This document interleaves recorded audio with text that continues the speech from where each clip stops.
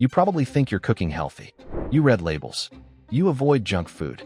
You drizzle oil carefully and tell yourself, this is better than butter. But here's the uncomfortable truth. Some of the most common cooking oils in your kitchen right now are doing the exact opposite of what you think.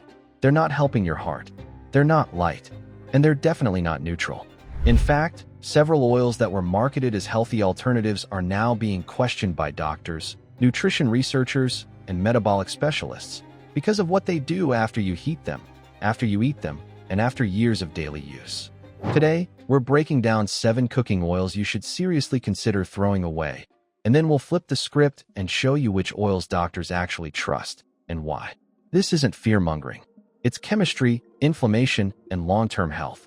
Let's start with the oils that look harmless, but aren't. 1. Vegetable oil, the most misunderstood oil in your kitchen. Vegetable oil sounds innocent, wholesome, plant-based, almost healthy by default. But here's the first red flag. There is no such thing as a vegetable oil plant. Vegetable oil is usually a blend, most commonly soybean oil, corn oil, or canola oil.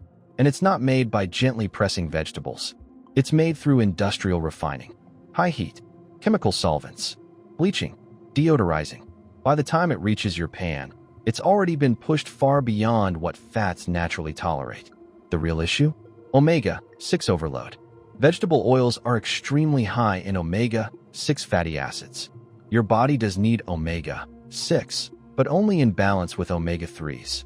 Modern diets are already drowning in omega-6 and vegetable oil tips that balance even further. Why does that matter? Because excess omega-6 is linked to chronic inflammation, which sits at the root of many modern health problems: heart disease, insulin resistance, joint pain, and metabolic dysfunction. Even worse, vegetable oil is unstable at high heat. When you fry or sauté with it, it oxidizes easily, creating harmful byproducts you don't see, but your body has to deal with. Bottom line, vegetable oil is cheap, shelf-stable, and profitable. That doesn't make it good for you. 2. Canola oil, marketed as heart-healthy, but look closer. Canola oil often gets a healthy halo, low saturated fat, neutral flavor, recommended for decades. But the backstory matters. Canola oil comes from rapeseed, which naturally contains compounds that were once considered toxic. Modern canola was bred to reduce those, but the oil still requires heavy industrial processing to become edible. The bigger problem? Heat and oxidation. Canola oil is high in polyunsaturated fats. That makes it fragile. When heated, especially during frying or high-temperature cooking, it breaks down and forms oxidation products that stress the body. Many doctors don't panic about canola in small amounts, but they strongly question daily use, especially for cooking. And here's the kicker. Most people don't use it occasionally. They use it constantly. In salad dressings, in pan cooking, in packaged foods. That cumulative exposure is where concerns rise. 3. Corn oil, cheap, common, and inflammatory. Corn oil is everywhere. Restaurants, processed foods, home kitchens. It's cheap. That's why it's used. But nutritionally, corn oil is one of the most omega-6 heavy oils you can consume. That alone raises red flags, but heat makes it worse. Corn oil oxidizes easily. When heated repeatedly, it produces compounds associated with inflammation and oxidative stress. Doctors increasingly warn that oils like corn oil contribute to a pro-inflammatory dietary pattern, especially when they replace more stable fats. It's not about one meal. It's about years of exposure. Corn oil doesn't belong in a health-focused kitchen. 4. Soybean oil, the hidden giant. You may not cook with soybean oil directly, but chances are you consume it constantly. It's the most widely used oil in processed foods.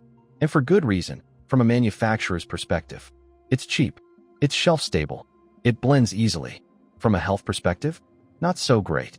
Soybean oil is extremely high in omega-6 fats and prone to oxidation. Some research also links high soybean oil consumption to metabolic disruptions, especially when consumed alongside refined carbs. Another concern doctors raise is how hidden it is. People don't realize how much they're consuming, which makes it harder to moderate. When something is everywhere, moderation becomes impossible. 5. Grapeseed oil, the fancy trap. Grapeseed oil has a premium image. Light, neutral, often marketed as good for high heat. But here's the truth. Grapeseed oil is one of the most polyunsaturated oils on the market. That means it oxidizes rapidly when heated. Yes, it has a high smoke point, but smoke point does not equal stability. Doctors increasingly point out that grapeseed oil produces oxidation byproducts under heat that the body struggles to handle. It's another oil that looks modern and healthy, but doesn't hold up under scrutiny. 6. Sunflower oil. Depends on the type, but most are bad. Sunflower oil is tricky. There are high oleic versions that are more stable, but most sunflower oil on store shelves is high linoleic, meaning high omega-6. That version behaves much like corn or soybean oil when heated. The problem? Labels aren't always clear, and restaurants rarely use the high oleic kind unless specified. Doctors warn that unless you know exactly what you're buying, sunflower oil is a gamble. Most people lose that bet. 7. Margarine and butter alternatives. The legacy problem. Margarine has improved since the trans fat era, but it still carries baggage. Many spreads are made from refined seed oils, emulsifiers, and additives designed to mimic butter. Doctors increasingly recommend real fats over engineered ones. When an oil has to be chemically manipulated to behave like food, that's usually a sign to step back. So, what oils do doctors actually trust? Now, let's flip the conversation. Not all oils are bad. Some fats are stable, time-tested, and supported by modern research. These are the oils doctors consistently point to when asked, "What should I cook with?" 1. Extra virgin olive oil, the gold standard, with limits. Extra virgin olive oil is the most studied oil in the world. It's rich in monounsaturated fats and powerful antioxidants like polyphenol. Doctors trust it for low to medium heat cooking, salad dressings, and finishing dishes. The key is quality. Real extra virgin olive oil is cold-pressed, minimally processed, and stable compared to seed oils. It's not ideal for deep frying, but for everyday cooking, it's hard to beat. 2. Avocado oil, heat-stable and clean. Avocado oil is a favorite among doctors who focus on metabolic health. It's high in monounsaturated fat. It's stable at higher temperatures. It has a neutral taste. That makes it ideal for sautéing, roasting, and even some frying. The caveat: by reputable brands. Some avocado oils on the market are diluted or refined. Quality matters. 3. Coconut oil, polarizing but stable. Coconut oil gets mixed reactions, but doctors agree on one thing: it's very stable.